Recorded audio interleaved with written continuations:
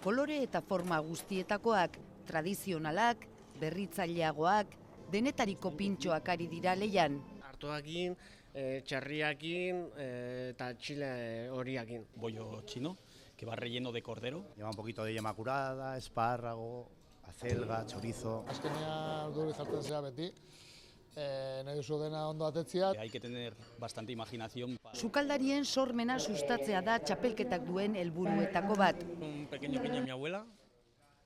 Soy cocinero por ella y que me emociona y todo. Lagranetik datorren La Traviesa tabernako Jonen pintxoak Miren izena du. Bere amamaren omenez egin du, untxia eta gaztainak erabilita.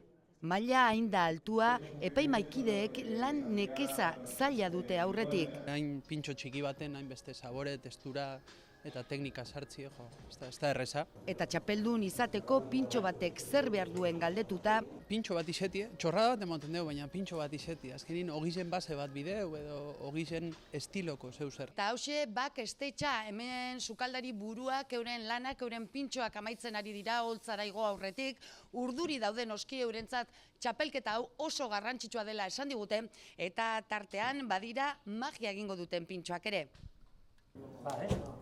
Gaur eta bihar lau proba jokatu ondoren 16 finalista aukeratuko dituzte, eta asteazkenean jakingo da zein den Euskal Herriko pintxo txapelduna.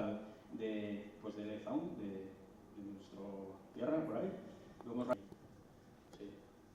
si el jurado quiere preguntar algo.